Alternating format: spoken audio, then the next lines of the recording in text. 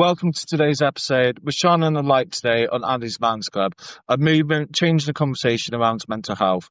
It's a charity that I support through my CIC, also a charity that I facilitate for. Absolutely love giving something back to Andy's Man's Club. It was founded in 2016 after the tragic loss of Andy Roberts.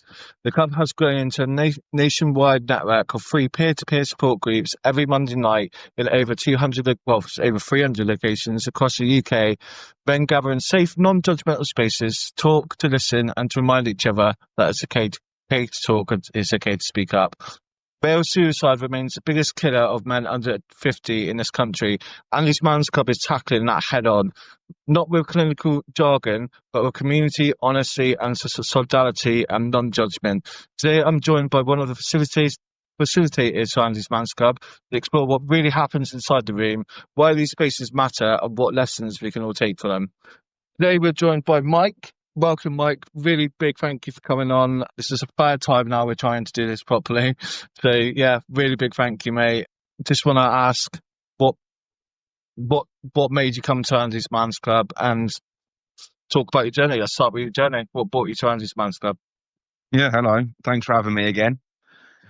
Yeah, so what made me come to Andy's Man Club was I've struggled with mental health for quite a while, probably since I was about 14. I've had a lot go on, from being constantly bullied to other bits and pieces like that. So my mental health was always up and down. But I think the catalyst for coming to Andy's Man Club was I lost both my parents it was almost 4 years to the day, both at the age of 50. And one evening after all of that had happened, I decided to go out with some friends, and one of my friends brought his fiance along, and she identified that I was struggling. Long story short, after a 3-hour conversation where I was locked in the car with her, I basically agreed that I needed help. This was all the way back in 2022. So I think it was around the week before Christmas at 2022, I heard about Andy's Man Club through the football team that I used to play for. They were doing charity football events for it. So I decided to sign up and join, and I've never looked back since. Amazing, mate. Just want to ask, what does a typical session look like for Andy's Man's Club then? Typical session, being a facilitator, you rock up a little bit early, start jumping online, probably about 6:30, 7:15 for a facilitator. Start accepting people in probably about 10 to 7. We don't know who's joining, how many people are joining or anything like that. And then make a start at 7 o'clock, questions 1 to 5. Every single Andy's Man Club group will have the same questions, but questions 4 and 5, they do change every week. Questions 1 to 3 are a bit more on the serious side, and questions 4 and 5 are a bit more lighthearted to end the session. Just in case things do get a bit deep, is to make sure that we go away feeling happy and glad that we've come, and then it rolls over again to the next week. So nice, awesome. How did you find Andy's Man's Club for the first time? So I'm a little bit different to the big stigma about men is I am that kind of person where I'm quite happy to talk. So I spent the first time I ever came, I booked on, I think it was maybe 4 or 5 days before the Monday, and I was actually really excited to go. So I was sitting there telling a couple of people from the football club that I was playing at, like, oh yeah, I've signed up, I'm going to try it out and see what happens. Eventually jumped on and joined and got a bit nervous. I was in a group with, I think it was effectively 8 strangers, but they welcomed me with open arms, listened to everything that I had to say. And yeah, I've, as I said, I've never looked back. How does Andy's Man's Club create a non-judgmental space for men to share? So we have set rules, some things that we're not allowed to discuss. And amongst those rules, there are things on there like we are not allowed to note take or record any of the sessions. So it is basically whoever is in your group is listening to you, and it's non-judgmental. We don't keep records of anything like that, of what's happened or what people are going through. And, you know, the amount of people who go through completely different things or want to offer advice is quite astonishing. So, Yeah, no, I find that it is astonishing, and it is strangers helping strangers as well, and then you obviously grow that connection, grow that brotherhood. It is definitely a brotherhood. Obviously, you were talking a minute ago about like your first session with Andy's Man's Club and how it works with like online. How does it differ with online from going to a personal, like in face to face group? Sorry, is there any difference apart from obviously it being more confronting? I find anyway. Obviously, walking through the door physically, going to a face to face group compared to sitting in the home of your comfort of your home. There's a lot of anxiety around that, especially for me. So that's why I love online so much. So easy for me. I'm in the comfort of my home. But did the groups differ in any way? yeah, so I agree with you on the anxiety thing. I too also suffer with it. So going to a face-to-face for me can be quite daunting. It differs only ever so slightly. So obviously, you know, you're down in Plymouth, I'm all the way down in Portsmouth. I physically can't hand you a ball to have you say. You know, it might take a little while for the ball to get there. And obviously, you got to make your own tea and coffee. But other than that, everything is exactly the same. You're welcomed the same way, you're spoken to the same way, you're treated the same way. And, you know, the only difference is you're physically not with that person. You're just looking through a screen, but everything is the exact same. Good. Talk us about how you became a facilitator then, and like what made you want to become a facilitator?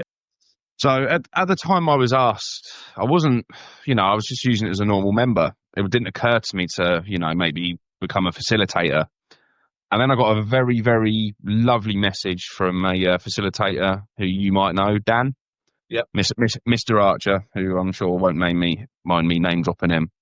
And he sent me a message out of the blue and said, we'd like you to become a facilitator. And honestly, I was honoured to get that message. Had a chat with a couple of the other facilitators discussing what's, you know, how to do it and everything like that. And yeah, within, I think it was in a month or so of receiving that we would like you to become one, I was a facilitator. But, you know, I used Andy's Man Club for, I think it was about a year. So, you know, being a facilitator, I started as yourself and all other facilitators, we started as users. So, you know, it's just, I was a bit honoured to get that invite. I think that's a really good thing about Andy's Man's Club is that people that are actually there running the groups are all that one man that's been in their position walking through the door. I can't say the same position because obviously we'll have different experiences going through that door for the very first time, but we certainly know how it feels going through that door for the very first time as well. So yeah, I do love that it's run by people who have been that first person walking through the door. So it's not an organisation where the facilitator gets paid and it's separate from the group. That it is. I mean, as yourself, Mike, you've used the group as a user before, even though you're facilitator trained. And same as myself, we still can be users. You don't just have to be a facilitator there. I kind of answered the question there, but are facilitators trained? Do you do any training? Yeah, so we do a bit of training. We learn the entire backstory of how Andy's Man Club started, and Luke and I think it was his mother-in-law or mother as well. Mum-in-law. So, yeah, so we do a little bit of training that way. We do a bit more training on, you know, safeguarding, stuff like that. We got obviously a little uniform, well, I say uniform, shirt, jumper, hat, you know, just so we're easily identifiable on the evening. But yeah, it's just mainly a little bit of backstory on what and how Andy's Man Club started. A little bit what to do in case of a issue and stuff like that. And it's partially I wouldn't say it's in depth, but it is partially like trauma training as well. And quite a lot of safeguarding is quite involved in there as well. And obviously telling us all the rules. So yeah, just to say, because obviously we haven't mentioned them yet. What are the rules of Andy's Man's Club? Well, first of all, I'd like to say I'm glad you remembered the word safeguarding because I had a mind blank then, so at least one of us remembered.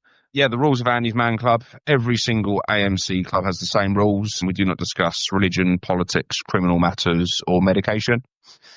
That's purely just to keep everything neutral. You know, obviously, someone might have a different view on a certain medication, or someone might have a different view on another religion. But, you know, we're all right to have a passing remark on it as long as you're not preaching about anything like that, because Someone might be affected by a specific medication, or someone might be affected by a criminal matter. But yeah, as long as the rules are followed, you can pretty much talk about anything that you need to discuss or anything you need to get off your chest. Yeah, 100%. How does Andy's Man's Club or a facilitator handle like serious distress or crisis or someone breaking those rules? So a serious crisis or anything like that, we will all have the same way of handling it, but we may have different ways how we approach it, if that makes sense. Mm-hmm. So for myself, if someone mentions something that I'm concerned about, the first thing I will always ask are you okay? Or are you safe? Other people might ask different things, but the next part we all do the same, which is we will mention it to the lead facilitators, saying, look, we've had a bit of an issue this evening, and we'll send it back off to a feedback, which will then get recommended for either a follow-up email or phone call, or the relevant services will be contacted to do welfare checks. It's just specifically to make sure that whoever it is okay and in a good headspace, But yeah, that's how we deal with stuff like that. Yep, that's a safeguard and a crisis. I just want to mention as well, obviously, if a criminal matter is mentioned in the group, the police are called. That can't be treated confidentially at all. Or obviously, if there's a welfare worry, that can't be treated confidentially. If in case we're worried about you hurting yourself or you hurting someone else, obviously you've got to protect everyone in the group, including the facilitators. What's the hardest part of facilitating, do you find, Mike? The hardest part I personally find about facilitating is if somebody has a really deep share, and I'm a bit like, what's the word I'm looking for? I feel like that I can't help with any words of advice. That's what I find hard. Like, I just want to say, like, it'll be all right. I want to offer this bit of advice. But if I can't find the words to do it, I kind of sit there in silence and I don't realistically know what to say. I do find that quite hard. And when I first started facilitating, I also found it quite hard to speak in front of a group. But as the years have gone on, I'm sort of getting a bit more used to that. Yeah, definitely. You are getting really. I find you a brilliant facilitator, mate. You facilitated for me, and I remember you being facilitating my groups. And when it is in those difficult situations, because there are some hard shares. I mean, these are like other men sharing some of the like deepest, darkest thoughts sometimes, or experiences. It can be quite triggering as well. So yeah, it can be quite triggering. To know what to say at the time is quite difficult, but obviously just being a listening ear is really helpful anyway. Just knowing that someone's listening to you, and you certainly do that, Mike. What's the most rewarding part of facilitating? The most rewarding part is seeing how people grow. You could have a specific person come on for a year, and from day one they could be, they've got so much they want to talk about and everything like that. And then 3 months, 6 months down the line, you can see like, they're perking up and everything. And then a year later, they're happy as anything. Everything they were worried about a year before is, all getting sorted, and their worries are, going away. That I'd say is quite rewarding. I also say helping people out, or being able to help people out in set situations as well. That's rewarding. As I found, as me and you found out when I was able to help you when you were having some struggles.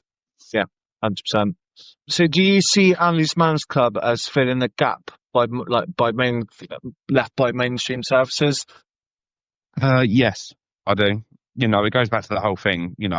We don't men bottle it up. Or man up.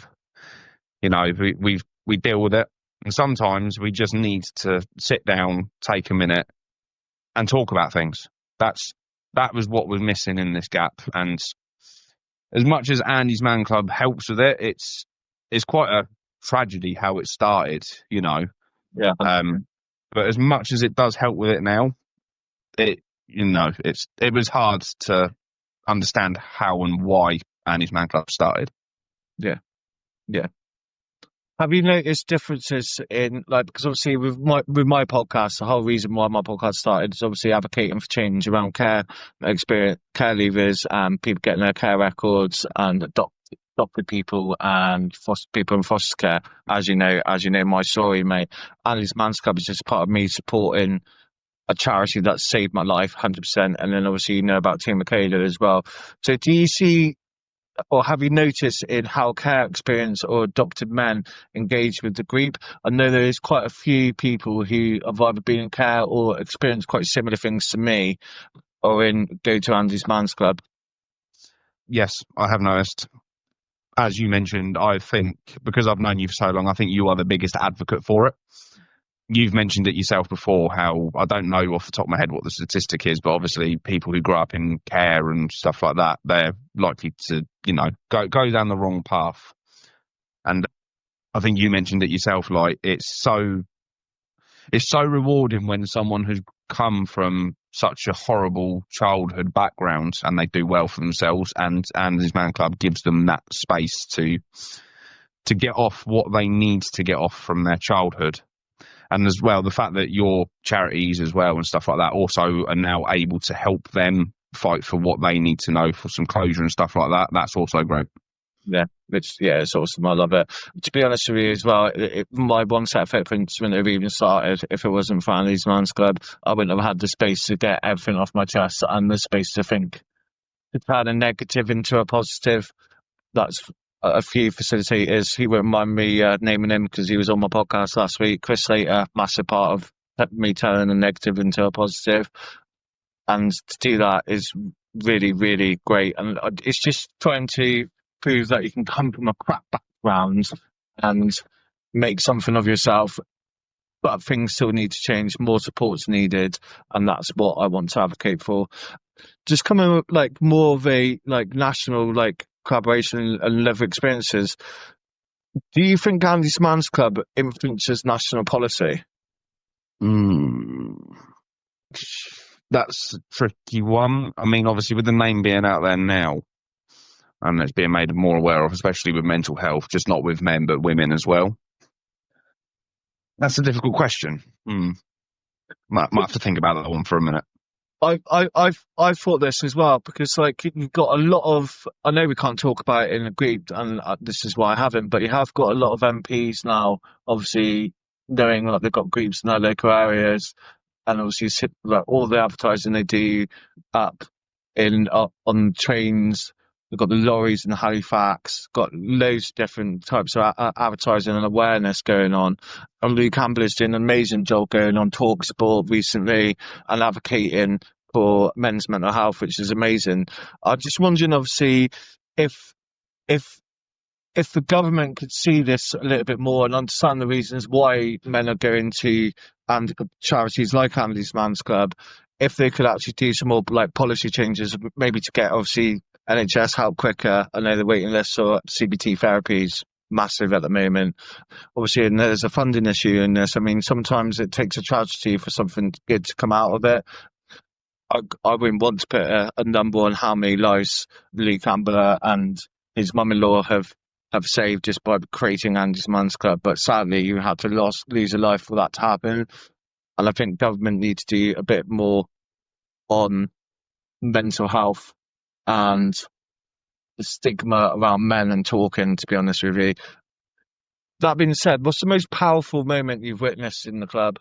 The most powerful moment I've witnessed would probably be from the issues that you had that I was able to help with.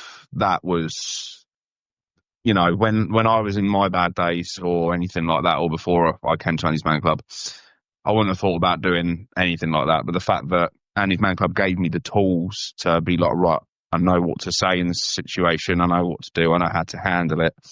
I think that was, that was very beneficial. So yeah, the biggest reward was being able to give you help when you needed it. Thank you, man. That means the world to me. Yeah, you were a big part of helping me last year, and don't want to make you upset, but I wouldn't be here if it wasn't for the likes of you, Chris, Stephen, really supported me last year, so massive thank you for that, mate. That being said, what does okay to talk mean to you personally? It's okay to talk means to me personally, it was a bit cliche, but it means exactly what it says on the tin. It is okay to talk, and I also find if men have that kind of area away from, families and stuff like that, yeah, we probably will talk, to be able to sit in front of 5 to 15 strangers, have a conversation. It doesn't, Annie's Man Club's not only for the bad times, but you can also share good things on there as well, with the first couple of questions we got, So it doesn't always have to be you come on because you're feeling down. A lot of people now come on because they've had a good week and they just want to update people, especially all these people that from like the growth and everything from you've seen from a year ago in a really dark place. They just want to come on and be like, oh yeah, because I've done this has changed and I'm on a real good spot, real good rise. That's what it means to me. It just means it is okay to sit there and have a conversation. Yeah, good, mate. Love that. How do you support men who find it hard to talk or don't know how to open up for the first time? So this one can also be a bit tricky. Andy's Man Club, obviously, you are under absolute no pressure to talk whatsoever. When I needed the help, there were some things that I wanted to get off my chest, but it took me 6 months to be able to talk about it.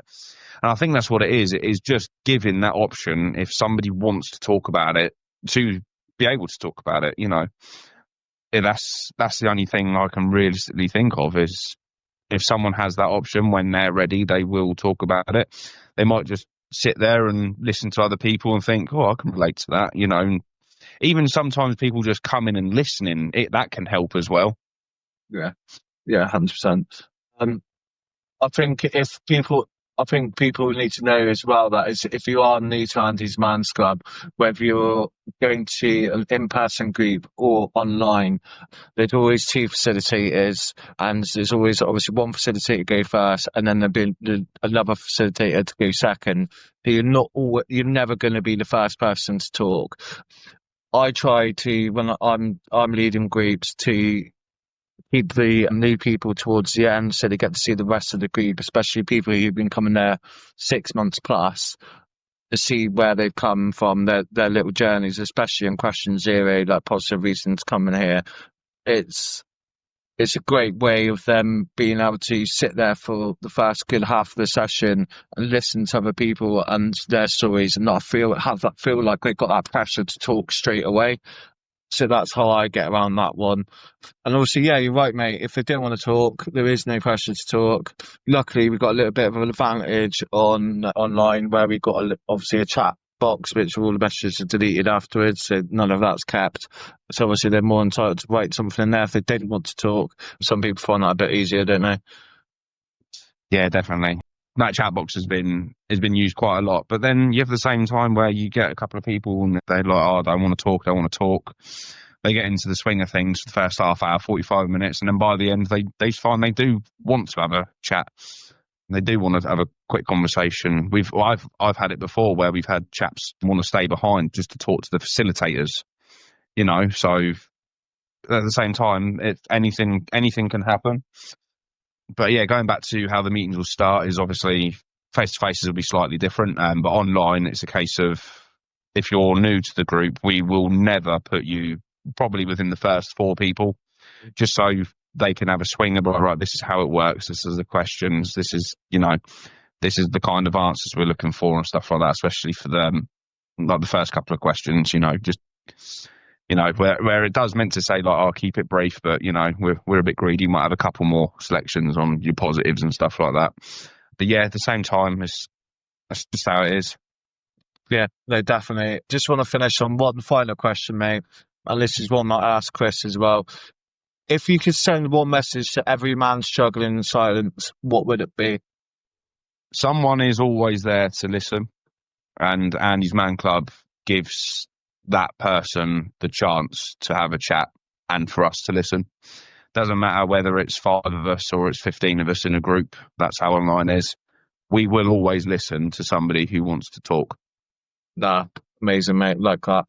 Just want to say as well, thank you so much for coming on, mate. Thank you for showing me. I know it's a small part of it, and I'll never sit here and push you to come and tell me your whole story on a public forum, mate, because I know it.